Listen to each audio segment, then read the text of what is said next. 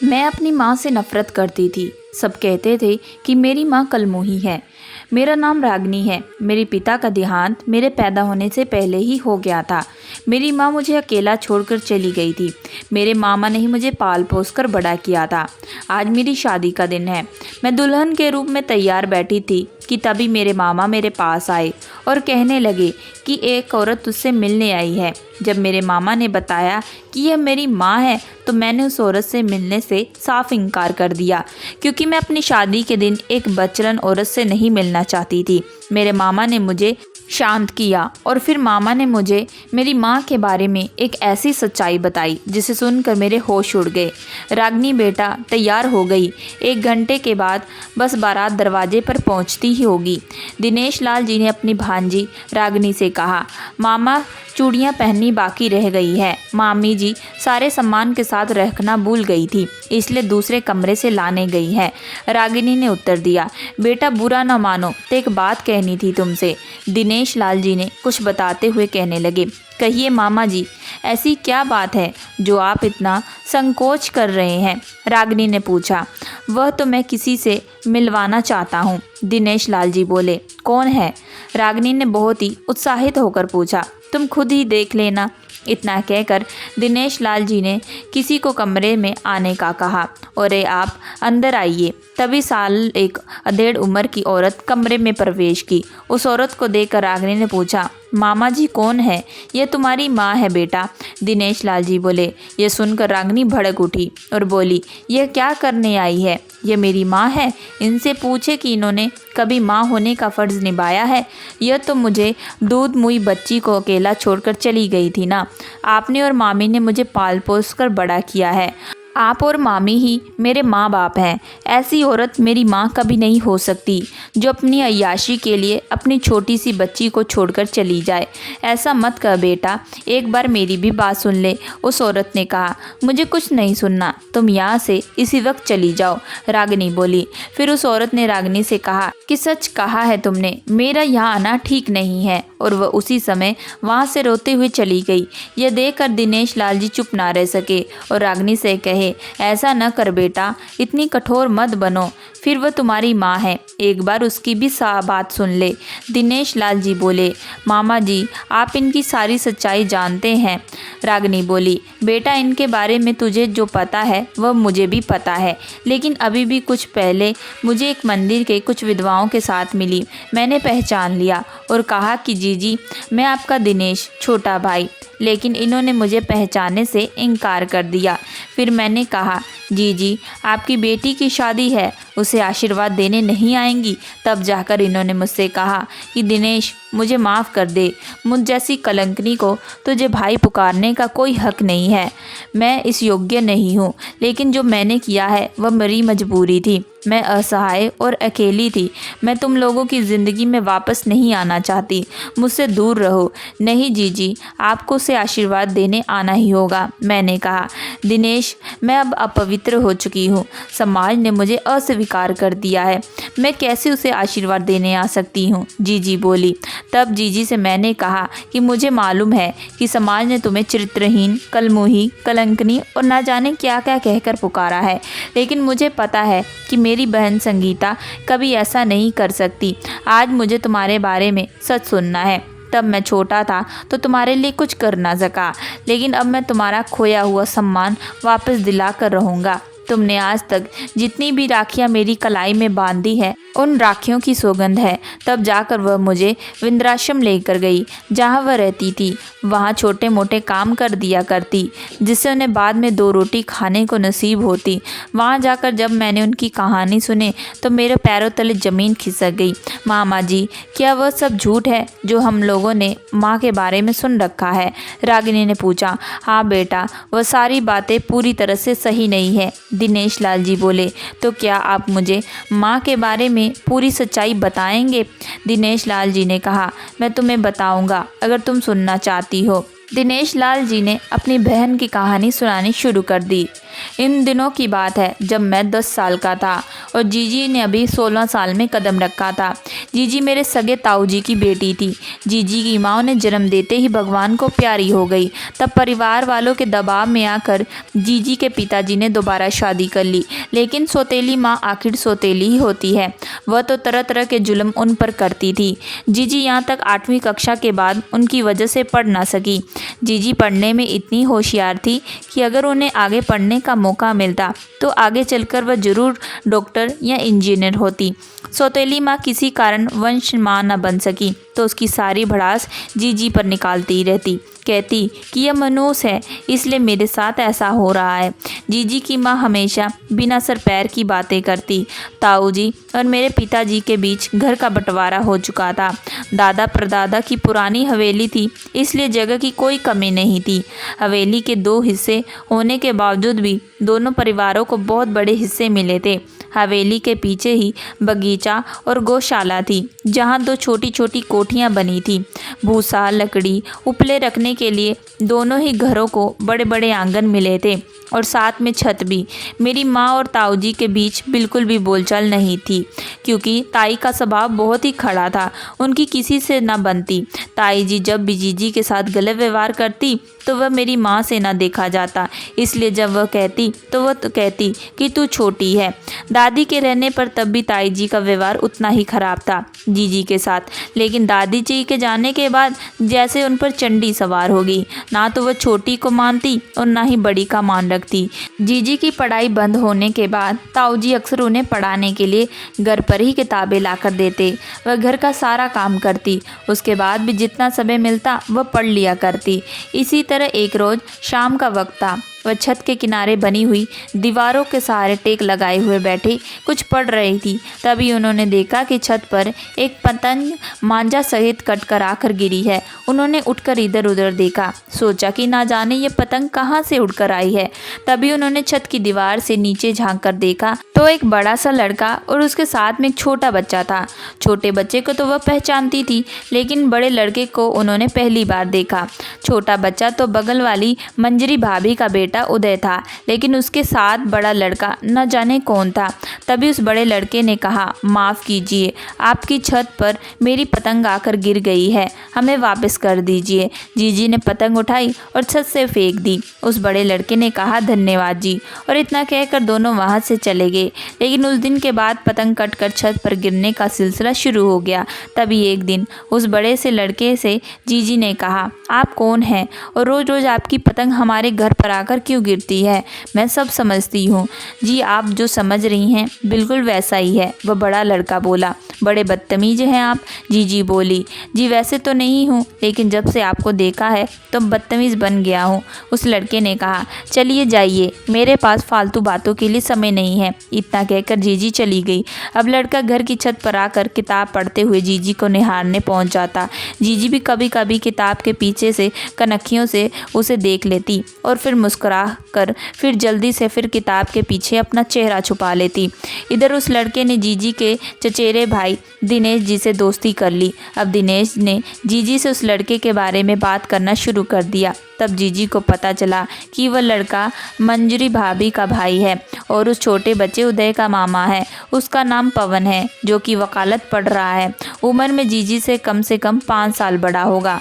तो धीरे धीरे अपनी बातों में पवन ने जीजी का दिल जीतना शुरू कर दिया। जीजी शुरू में तो उसे भाव नहीं देती थी, लेकिन बाद में वह पवन के मोह पाश में फंसने लगी। करती भी क्या, वह इस दुनिया में खुद को अकेला महसूस करती थी। अब जाकर उसे एक अच्छा दोस्त मिला था। कम से कम वह उसके चेहरे पर मुस्कान तो ले आता था। सालों से सौतेली माँ के ताने सुन सुनकर उनका मन शुष्क हो चुका था, लेकिन पवन उनके जीवन में ओस की बूंदों की तरह आया था और जीजी के मन को भिगो दिया था। अब जीजी के कठोर स्वभाव में थोड़ी नरमी आ गई थी। दोनों छत में जाते और मन की बातें पत्रों में लिखकर एक दूसरे को पहुंचा देते। कभी कभी दोनों बगीचे में बनी कोठरी में भी मिल लेते। दोनों एक दूसरे को दिलो जान से चाहने लगे थे। जीजी हरगिज़ भी पवन से दूर होने का सोच नहीं सकती थी और पवन भी जीजी से जब बात करता तो उसे कहता कि वकालत की पढ़ाई होते ही मैं धूमधाम से तुमसे शादी करूँगा। अब दुनिया की कोई भी ताकत मुझे तुमसे अलग नहीं कर सकती। और फिर वह कहता, हमारी जोड़ी तो ऊपर वाले ने बनाई है। ऐसी बातें सुनकर जीजी पवन के सीने से अपना मुंह छुपा लेती। दोनों का प्यार ऐसे ही परवान चढ़ रहा था। लेकिन कहते हैं ना, इश्क और मुश्क छुपाए नहीं छुपते। एक दिन जीजी की सौतेली माँ श्यामा बगीचे की कोठरी में बैठकर उपले उठाने गई थी। कोठरी के किवाड़ अंदर से बंद नहीं थे, केवल अटके हुए थे। श्यामा ने जैसे ही कोठरी की दीवार खोली तो उसने देखा पवन जीजी की गोद में अपना सिर रखकर लेटा हुआ है और जीजी उसके बालों को सहलाकर बातें कर रही थी। अब ये क्या माजरा था? उसे बहुत गुस्सा आ रहा था। उसने पवन से पूछा, कौन हो तुम और यहाँ क्या कर रहे हो? मालूम होता है कोई खिचड़ी पक रही है यहाँ। पवन की सिट्टी पिट्टी गुम हो गई थी। डर के मारे वह कुछ तो बोला नहीं। तभी उसे बचाने के लिए जीजी बोलने पड़ी, मैंने तुमसे पूछा, फिर तू क्यों बोल रही है? और तुझे बेशर्म की तरह यहाँ क्यों खड़ा है? तू जाता क्यों नहीं? पवन डर के मारे वहाँ से चला गया। जीजी उसे जाते हुए देखती रही। उस कोठरी में लकड़ियों का एक ढेर पड़ा था। श्यामा ने उस ढेर में से एक लकड़ी उठाई और जीजी को मारना शुरू कर दिया। जीजी ने अपना कोई बचाव नहीं किया और चुपचाप मार खाती रही। जब श्यामा का जी भर गया तो उसने जीजी को मारना बंद कर दिया और जीजी को उस कोठरी में बंद करके बाहर से ताला लगा दिया। लेकिन जीजी ने अपना कोई भी हस्तक्षेप नहीं किया। दोपहर से शाम हो गई। जीजी भूखी प्यासी ऐसे ही उस कोठरी में पड़ी थी। इधर पवन भी जीजी के लिए काफ़ी परेशान था और उसकी मदद करने के लिए दिनेश को उसने बताया। दिनेश को जब पता हुआ तो उसने फ़ौरन अपनी माँ को आकर बताया। दिनेश की माँ से यह सब देखा न गया। उसने अपनी जेठानी श्यामा से उस कोठरी से बाहर निकालने को कहा। श्यामा बोली, आई बड़ी सिफारिश करने वाली, पता है आज मैंने एक लड़के के साथ इसे रंगे हाथों पकड़ा है। आज आने दो इसके बाप को, इसकी तरफदारी करता है। उसे सब बताऊंगी तुम्हारी लड़की कैसी कैसी करतूतें करती है। जीजी की गलती देखकर दिनेश जी की माँ चुप हो गई। उस दिन के बाद श्यामा ने जीजी को घर में नज़रबंद कर दिया और उनका ब्याह एक दूसरे लड़के से तय कर दिया। इधर पवन यह खबर सुनकर तड़प उठा। एक दिन चिट्ठी लिखकर उसने जीजी को भिजवाई और वह जीजी से मिलना चाहता है। रात में बगीचे के पास मिलो। जीजी रात को बगीचे में उससे मिलने गई और पवन रोते हुए दीदी को गले लगा लिया और बोला कि शादी मत करना, मेरा इंतज़ार करना, मैं अपनी पढ़ाई करके तुमसे शादी ज़रूर करूँगा। लेकिन जीजी ने कहा कि मैं अब अपने माँ बाप की इज्जत दाव पर नहीं लगा सकती, मैं उन्हें धोखा नहीं दे सकती। इतना कहकर जीजी ने खुद को पवन की बाहों से दूर किया और चली गई। पवन वहीं बगीचे में घुटनों के बल रोता रह गया। कुछ दिनों के बाद जीजी की शादी हो गई। उसकी विदाई में पवन ने बहुत आंसू बहाए। जब जीजी दोबारा ससुराल से अपने मायके लौटी तो उसे पता चला कि उसकी शादी के 2 दिन ही बाद पवन एक नहर में कूदकर आत्महत्या कर ली। यह सुनकर जीजी बहुत रोई और मन ही मन उसने पवन से माफ़ी मांगी थी। अब जीजी दोबारा ससुराल पहुंची। उसका ससुराल में अब मन लगने लगा क्योंकि उसका पति दयालु स्वभाव का था। वह बहुत ही अच्छा था, उसे काफ़ी प्यार करता था। लेकिन दयाल के माँ बाप नहीं थे। उसकी बड़ी बहन चंदा ने ही अपने घर में आश्रम दे रखा था क्योंकि चंदा निसंतान थी। दयाल को अपने बेटे जैसा और जीजी को अपनी बहू की तरह मानती थी। दयाल एक बस कंडक्टर था। आमदनी इतनी हो जाती थी कि वह जीजी को खुश रख सकता था। इसी तरह 3 साल बीत गए लेकिन जीजी की गोद ना भरी। अब चंदा को यह लगने लगा कि कहीं जीजी भी उसकी तरह ना निसंतान न रह जाए। लेकिन कुछ दिनों के बाद भगवान की जीजी ने सुन ली, वह माँ बनने वाली है। इस बात को अब 3 महीने बीते थे कि फिर एक दिन दयाल की बस का एक्सीडेंट हो गया। काफ़ी मुसाफिर मर गए और मरने वालों में से बस ड्राइवर और कंडक्टर भी शामिल थे। इस खबर से जीजी के ऊपर गमों का पहाड़ टूट पड़ा। दयाल की दर्द से लगकर वह खूब रोई। लेकिन अब रोने से क्या होता, कोई मरने वाला तो लौट नहीं सकता था। जीजी रोती रह गई। दयाल कब अंतिम संस्कार कर दिया गया। अब उसे लगने लगा कि शायद वह दुख झेलने के लिए पैदा हुई है। इस तरह पति की मौत का दुख झेलते हुए जीजी ने कुछ महीनों के बाद एक लड़की को जन्म दिया और उसका नाम रागनी रखा। लेकिन अब जीजी के दुखों का सिलसिला थमा नहीं था। उसे यह तो पता था कि उसका नंदोई बिहारी चरित्रहीन आदमी है, लेकिन उसे यह नहीं मालूम था कि वह उस पर गंदी नीयत रखता है। एक दिन दोपहर के समय में जीजी घर पर अकेली थी। वह रागनी को सुलाकर दोपहर का खाना बनाने जा रही थी। चंदा बाजार गई थी। इतने में बिहारी घर आया। उसने देखा कि चंदा घर पर नहीं है तो उस मौके की तलाश में था। उसने जीजी को अकेली पाकर घर का दरवाज़ा बंद किया और पीछे से जाकर उसे दबोचने की कोशिश करने लगा, लेकिन जीजी ने अपने आप को बचा लिया और वहाँ से हट गई। लेकिन वार खाली देखकर बिहारी गुस्से से लाल होकर बोला, आज तो चाहे जो हो जाए मैं तुझे नहीं छोड़ूंगा। आज तो चंदा भी घर पर नहीं है, तुझे भला कौन बचाएगा। यह सुनकर जीजी गिड़गिड़ाते हुए अपनी इज्जत की भीख मांगने लगी, लेकिन वह राक्षस कहाँ मानने वाला था। इतने में बच्ची जाग उठी और वह जोर जोर से रोने लगी। तभी पड़ोस में रहने वाली काकी ने अपने घर से उसे कहा कि बच्ची को क्यों रुला रही है। तभी जीजी बिहारी से बोली, अगर कोई हरकत की तो सबको बुला लूँगी, अगर हिम्मत है तो चिल्ला और बुला ले सबको। बिहारी बोला, मैं सच कर रही हूँ, कोई लिहाज नहीं करूँगी। जीजी फिर से बोली, लेकिन तभी बिहारी नहीं माना। जीजी ने जब चिल्लाना शुरू कर दिया तो शोर सुनकर भीड़ इकट्ठी हो गई। तभी बिहारी दाव खेल गया। उसने सबसे यह कहा कि ये मेरे गले लगकर पड़ी हुई है। जवानी में इसका पति मर गया और इससे जवानी का जोश भरा हुआ है। जाकर कहीं चुल्लू भर पानी में डूब मर और अपनी जवानी को ठंडा कर। और कहने लगा, मैंने इसे बहुत समझाया, इसकी हरकतें भला घर की लड़कियों को शोभा नहीं देती, लेकिन ये कहाँ मानने वाली थी, बस लिपटने लगी मुझसे। मैंने मना किया तो हल्ला मचाकर आप सबको बुला लिया, कलंकनी कहेगी। यह सुनकर जीजी चुप ना रही और बोली, ये आदमी झूठ बोलता है, मैंने ऐसा कुछ नहीं किया। उसी समय चंदा भी घर पर आ गई। यह देखकर वह सबको कहने लगी कि मैं देख लूँगी, आप सब लोग यहाँ से चले जाएं। यह देखकर जीजी बोली, मेरा कोई दोष नहीं है, मैंने कुछ नहीं किया, दोषी तो वह है। तब भी अग्नि परीक्षा तो मुझे ही देनी पड़ी। मुझे पता है कि तूने ऐसा कुछ नहीं किया, लेकिन तू क्यों भूल रही है, ये समाज पुरुषों का बनाया हुआ है, जो वो चाहेंगे वही होगा। चंदा बोली। उस समय तो चंदा इतना बोलकर चुप रह गई, लेकिन फिर रात को जीजी से कहा कि मैं कब तक तुझे यूं बचाती फिरती रहूँगी, तू ऐसा कर, बच्ची को मेरे पास छोड़कर चली जा और सब यहाँ मैं संभाल लूँगी। रातों रात चंदा ने जीजी को कुछ पैसे देकर जाने वाली बस में बिठा दिया। इधर बिहारी को मौका मिल गया। उसने जीजी को बदनाम करने के लिए कह दिया कि वह किसी के साथ भाग गई है और ख़ानदान का नाम बदनाम कर दिया। और बिहारी ने जीजी के पिता से कहा, बच्ची को ले जाए, हम इसे नहीं रखेंगे। जीजी के पिताजी रागनी को ले आए, लेकिन सौतेली माँ ने उसे अपनाने से मना कर दिया। दिनेश जी की माँ उस नन्ही सी बच्ची को ना छोड़ सकी, उसकी जिम्मेदारी उसने ले ली। उधर शहर में जब जीजी के पास पैसे थे तब वह जी रही थी, लेकिन जब उनके पास पैसे ख़त्म हो गए तो वह भूख से मरने लगी। एक दिन इसी तरह भूखी प्यासी वह सड़क के किनारे जा रही थी और चक्कर खाकर गिर पड़ी। एक छोटा सा लोहार अपना काम कर रहा था। उसने जीजी को बेहोश देखा तो उसके मुंह पर पानी फेर दिया। जब उससे पूछा कि तुम कौन हो और तुम्हारे साथ कौन है, जीजी ने उसे अपनी सारी रामायण कथा सुना दी। लोहार ने कहा, तुम यहाँ रह सकती हो, बस जब तुम पकाओ तो मुझे भी दे दिया करना। इसी तरह जीजी लोहार के संग उसकी बहन बनकर रहने लगी। लेकिन एक दिन गांव में से कोई व्यक्ति शहर आया। उसने जीजी को उस लोहार के साथ देख लिया और पूरे गांव में यह कह दिया कि जीजी लोहार के साथ मुंह काला कर रही है।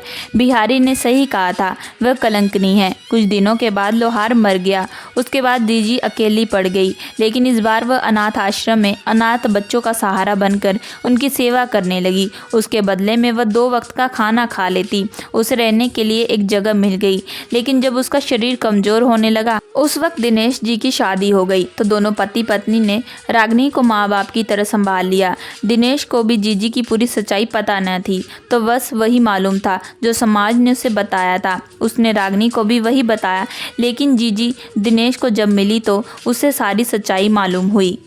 इसलिए रागनी बेटा माफ़ कर दे उस अभागन को, कितने कष्ट झेले हैं उसने, आज उसे सीने से लगकर उसके सभी कष्टों का निवारण कर दे। दिनेश लाल जी बोले। यह सुनकर रागनी फूट फूट कर रोने लगी और कहने लगी, मामा मुझे माँ के पास ले चलिए। दिनेश लाल जी रागनी को उसकी माँ के पास ले गए। रागनी की माँ एक पेड़ के सहारे बैठकर खूब रो रही थी। रागनी उसे देखकर बहुत रोने लगी। रागनी ने अपनी माँ से माफ़ी मांगी और उसकी माँ ने भी अपनी बेटी से माफ़ी मांगी। रागनी ने अपनी माँ को लिपट कर खूब रोने लगी। दिनेश लाल जी दोनों माँ बेटी को घर के अंदर ले आए। रागनी ने अपनी माँ को एक बहुत सुंदर साड़ी पहनाने के लिए दी और अपनी माँ को अच्छे से तैयार किया। दिनेश लाल जी ने रागनी का कन्यादान उसकी माँ के हाथों से करवाया।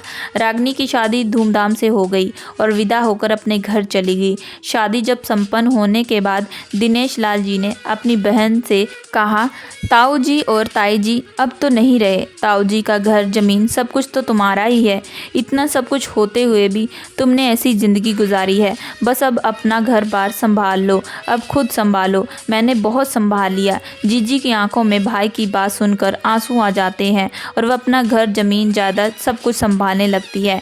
सारी ज़िंदगी कष्ट उठाने के बाद जीजी ज़िंदगी में अब खुशियाँ आ गई थी। रागनी भी रोज़ाना फ़ोन करके अपनी माँ का हालचाल पूछती थी और वो मौका मिलते ही अपनी माँ के पास मिलने आ जाती। दोस्तों, मैं आशा करती हूँ कि आप लोगों को ये कहानी पसंद आई होगी। अगर आप लोगों को ये कहानी पसंद आई है तो प्लीज़ हमारे चैनल को लाइक एंड सब्सक्राइब ज़रूर करिएगा एंड बेल आइकन का बटन ज़रूर दबाइएगा।